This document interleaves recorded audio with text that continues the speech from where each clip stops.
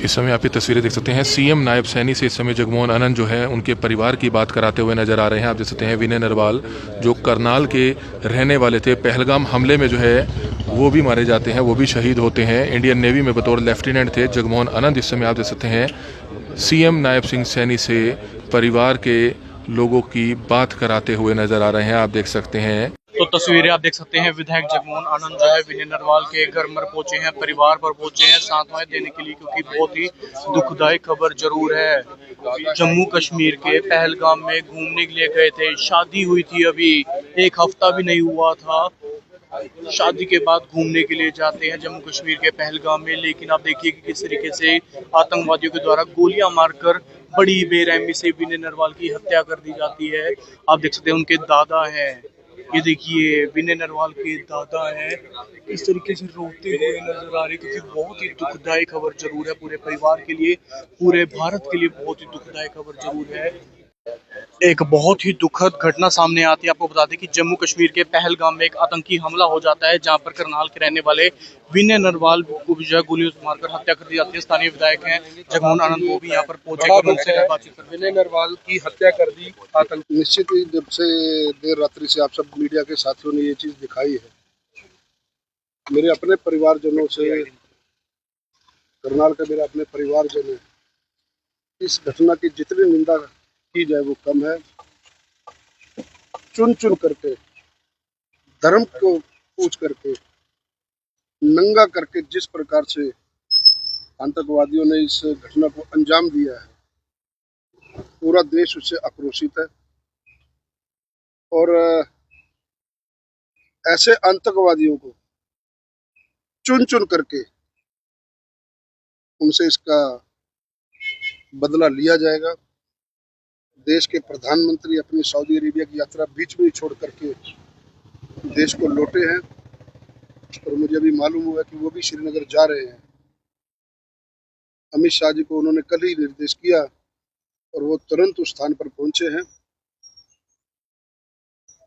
कुछ बड़ा जरूर। क्या लग रहा है, पाकिस्तान के जो आर्मी चीफ है उन्होंने कुछ ही दिन पहले ये बयान भी जारी किया था कि हमें हिंदू नहीं बनना, अपना मुस्लिम धर्म दिखाओ पूरी दुनिया को, और कश्मीर हमारा है, हम लेकर रहेंगे। आपको लगता है कि इस बयान का कहीं ना कहीं असर है? निश्चय देश को तोड़ने के लिए लगातार पाकिस्तान सीमा पार से इस प्रकार की हरकतें करता आ रहा है। युद्ध लड़ना है, युद्ध करना है तो आमने सामने लड़ना चाहिए। पर्यटकों का क्या कसूर, ऐसे साथियों का क्या कसूर जिनकी अभी 3 दिन पहले शादी हुई है। आप कल्पना करके सोचिए कि उस औरत के ऊपर क्या बीत रही होगी जिसका सुहाग उसके सामने गोलियों से छलनी कर दिया गया हो, किसी का पिता छलनी कर दिया गया, किसी की माँ छलनी कर दी गई, किसी का बच्चा छलनी कर दिया गया, हाथों में चूड़ा डाल करके उसकी पहचान कर करके उन्होंने इस घटना को अंजाम दिया है। जिस प्रकार से मैं सारी रात से खबरें देख रहा हूँ, पूरा देश आक्रोशित है। इसकी सजा जरूर मिलनी चाहिए। इंडियन नेवी में ऑफिसर थे, 2.5-3 साल पहले भर्ती हुए थे, कोची में ड्यूटी थी। अब जब पता लगा कि भी आप सब लोग मीडिया के साथियों ने खबरें दिखाई कि करनाल के साथ ये घटना हो गई, वैसे तो पूरा समाज हमारा है, लेकिन अपने शहर से, अपने करनाल से, अपने परिवारजनों में से जैसे व्यक्ति जाता है तो ऐसे लगा जैसे अपने भाई की आज हत्या हुई हो, अपने परिवार से अपना व्यक्ति गया हो। दुख होता है कि भाई अभी आज कश्मीर बंद का ऐलान किया गया, कश्मीर बंद का आज ऐलान किया है। कश्मीरी लोग भी इस बात का विरोध कर रहे हैं कि जिस तरह से टूरिस्ट को गोली मारी गई, ये तो कहीं ना कहीं साजिश की तरफ, बड़ी साजिश की तरफ इशारा कर रहा है। देखिए, कश्मीर के लोग अब एक सूत्र में बनते जा रहे थे। आतंकवादियों को ये चीज रास नहीं आ रही थी। पब्लिक आवाम जो सा है वो देश के साथ मुख्य धारा में शामिल हो चुका था, और कश्मीर की सबसे बड़ी जो सोर्स ऑफ इनकम है वो पर्यटक ही है। और जहां तक पहलगाम की बात है, पहलगाम में आज तक भी कभी आतंकवादियों ने इस प्रकार की घटना को इस पिछले 15 साल में मैंने तो नहीं देखा, कभी मैंने सुना नहीं कि इस प्रकार का अंजाम दिया हो। वो शांति प्रिय इलाके को भी अब गरीब टैक्सी चलाने वाला, घोड़े के ऊपर पर्यटकों को लेके जाने वाला, चाहे होम स्टे चलाने वाले लोग, पहले ही कश्मीर ने बहुत कुछ खोया है। उस मुख्य धारा में जब वो शामिल हुए, वो लोग अपनी टांगों पे खड़े हुए हैं। ये लोग कश्मीरियों के भी खिलाफ हैं। अब इस घटना से कहीं ना कहीं पूरी दहशत से पर्यटक को एक जाने के लिए दिक्कत होती है। वो सोचेगा होटलों की बुकिंग कैंसिल होंगी। आर्थिक रूप से उनको ये नहीं पता कि उन्होंने कश्मीर को कहाँ धकेला है।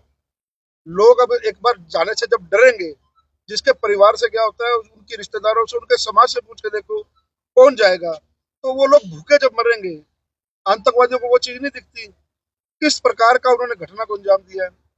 जब सोर्स ऑफ इनकम पर्यटक है, टूरिज्म है, उस चीज को उन्होंने तोड़ने का प्रयास किया है, तो वो कश्मीरियों के भी खिलाफ है। इसके लिए मैं लगातार देख रहा हूँ कश्मीरी लोग भी रात से ही एजिटेशन पे उतर गए हैं, और उनको उतरना भी चाहिए। पूरे कश्मीर को एकजुट होना पड़ेगा इस समय, पूरे देश को एकजुट होना पड़ेगा। कश्मीर बंद का भी ऐलान किया पूरे देश को एकजुट होना पड़ेगा।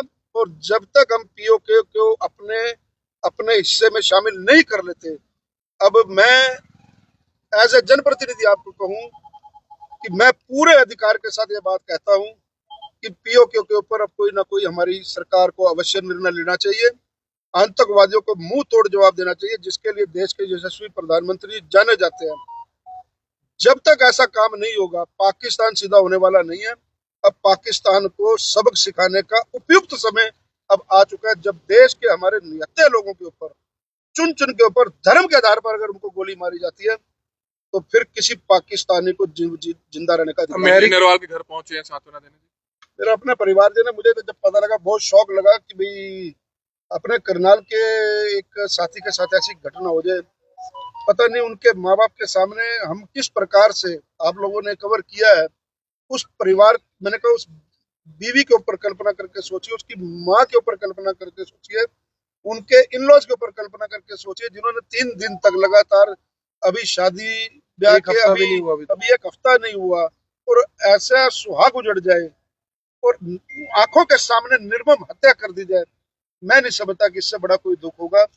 मेरी सांत्वना परिवार के साथ है, नरवाल परिवार के साथ है, मेरे अपने परिवारजनों से ऐसा मुझे लग रहा है कि आज मेरे से मेरी एक संसद एमएलए योगेंद्र राणा भी इनके घर पर पहुंचे हैं, सांत्वना देने पहुंचे हैं, जिसकी लाइव तस्वीरें समय किस तरह देखते हैं? निश्चित रूप से ये बहुत दुखदाई घटना है। और 16 तारीख को उसकी शादी थी। शादी को केवल 4-5 दिन ही हुए थे, और उसके बाद जिस प्रकार से वो अपनी धर्मपत्नी के साथ घूमने गए हुए थे, और जो ये घटना है इसकी घोर निंदा करते हैं। और माननीय हमारे प्रधानमंत्री नरेंद्र मोदी जी भी अपनी यात्रा, जो विदेश यात्रा पर थे, वो भी बीच में छोड़कर आए हैं। हमारे जो गृह मंत्री श्रीमान अमित शाह जी भी, वो तुरंत कल ही वहाँ पर पहुंचकर इस सारी घटना की जानकारी ले रहे हैं। और जिस प्रकार से उन आतंकवादियों ने, उन उग्रवादियों ने एक एक को चुन चुन के जो मारा है, उनका जात बिरादरी और धर्म पूछकर जो मारा है, ये अपने आप में घोर निंदनीय है। और मैं ये बात कहना चाहूँगा हमारी केंद्र सरकार से कि जिस प्रकार से पहले पाकिस्तान के अंदर जो सर्जिकल स्ट्राइक की गई थी, अब सही वक्त है दोबारा से इसी प्रकार की एक सर्जिकल स्ट्राइक की जाए, और आतंकवादियों के साथ साथ पाकिस्तान से भी ये बदला लेने का समय है। तो और जिस प्रकार से ये परिवार आज इतना, और परिवार के साथ साथ पूरा करनाल और पूरा देश ही, जो अलग अलग प्रदेशों में भी बहुत से ऐसे हमारे नौजवानों की निर्मम हत्या हुई है, हम उसकी घोर निंदा करते हैं।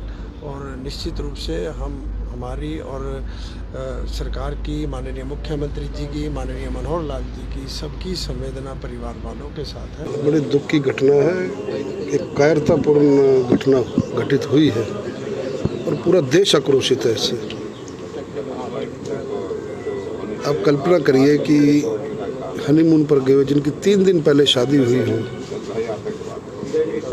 चूड़ा हाथों पे डला हो, उस औरत के ऊपर क्या बीती होगी, जिसके सामने धर्म पूछ करके उसकी नृशंस से हत्या कर दी गई हो। छोटे छोटे बच्चों, उनके सामने उनके पिता की हत्या की गई हो, उनकी लेडीज़ की हत्या की गई हो। मुझे याद नहीं कि पहलगाम में इससे पहले कभी इस प्रकार का इंसिडेंट हुआ हो। एक कायरतापूर्ण पुलिस की वर्दी में आकर के पर्यटकों के ऊपर इस प्रकार की गोली चला करके हत्या की गई है। टूरिज्म मेन स्रोत है कश्मीर का। ये लोग कश्मीरियों के भी विरुद्ध हैं। ये एक दहशत फैलाना चाहते हैं कि टूरिस्ट वहाँ ना आए। जो एक मुख्य धारा में कश्मीर शामिल हो चुका था, उसको भी तोड़ने का इन्होंने काम किया है। ये हिंदुओं के खिलाफ ही नहीं, ये कश्मीरियों के खिलाफ भी आतंकवादियों ने जो इस घटना को अंजाम दिया है। मैं लगातार रात से टीवी में देख रहा हूँ कि कश्मीरी लोग भी आतंकवादियों को कड़ी से कड़ी सज़ा दिलाने में, कोई कैंडल मार्च निकाल रहा है, कोई जुलूस के रूप में, कोई मस्जिदों से ऐलान किया जा रहा है कि ऐसे आतंकवादियों को कड़ी सज़ा सिखाया जाए। इनका आतंकवादियों को कोई धर्म नहीं होता। सरकार का अगला कदम क्या है? सरकार का अगला कदम, मैं तो यही अपील करूंगा कि भाई देश के प्रधानमंत्री जैसे यात्रा बीच में छोड़ करके आए हैं, मुझे तो लगता है कुछ बड़ा होगा। पीओके की जो धरती से लगातार इस प्रकार की गतिविधियां चल रही हैं, वहाँ के लोग भी परेशान हैं। वो देश के साथ जुड़ना चाहते हैं, भारत के साथ आना चाहते हैं। ये उपयुक्त समय है कि भाई मोदी जी एक सख्त निर्णय लेकर के पाकिस्तान के ऊपर इस प्रकार का अटैक करना चाहिए, ताकि उसको समझ में आ जाए कि देश के लोगों ने चूड़ियाँ नहीं डाली हुई और पीओके को तुरंत हिंदुस्तान में शामिल करना चाहिए। नरवाल परिवार मेरा अपना परिवार है, परिवारजन है। करनाल का प्रत्येक परिवार अपना है। इस दुख की घड़ी में जब से रात से सुना है, आप लोगों ने दिखाया कि करनाल का एक व्यक्ति, और सोशल मीडिया पर सबसे ज़्यादा वही पोस्ट वायरल हुई है, आंखें नम थी कि भी आप, मैंने कहा जरा आप इमेजिन करके सोचिए कि जो लोग 3 दिन तक शादी की खुशियों में सम्मिलित हुए हों और एक पत्नी के सामने उसके पति को 3 दिन का हो गोलियों से मार दिया जाए, मैं नहीं समझता कि जीवन में इससे बड़ा कोई दुख होगा। आज सांत्वना देने के लिए आया हूँ। अभी माननीय मुख्यमंत्री जी का फ़ोन आया था, लेकिन मेरा फ़ोन साइलेंट था क्योंकि यहाँ पर बैठा था, व्यस्त होने की वजह से। अभी माननीय मुख्यमंत्री जी थोड़ा अंदर वॉशरूम में चले गए हैं। जैसे ही वो आते हैं तो एक बारी परिवार उनके दादा से बात कराऊंगा। उनके संज्ञान में माननीय मनोहर लाल जी तो जरा विदेश गए हुए हैं, काठमांडू की वो अपना यात्रा पर हैं, अपना कोई एग्रीमेंट के अनुसार। उनसे भी जैसे बात होगी, क्योंकि अपना परिवार है, अपने लोगों के बीच में पूरा देश आक्रोशित है, तो दुखी हैं वो लोग भी। मुख्यमंत्री जी ने भी ट्वीट किया है, माननीय मनोहर लाल जी ने भी ट्वीट किया है। लेकिन ये दुर्भाग्य है करनाल का, ये नहीं सोचा था कि अपने करनाल से भी एक साथी विनय नरवाल वो इस प्रकार से अपनी शहादत देगा। इस समय आप ये तस्वीरें देख रहे हैं, हम आपको बताना चाहेंगे करनाल के सेक्टर 7 का रहने वाला था। इंडियन नेवी में बतौर लेफ्टिनेंट था विनय नरवाल, और 3 दिन पहले शादी होती है और शादी पर अपनी पत्नी के साथ जो है पहलगाम घूमने जाता है।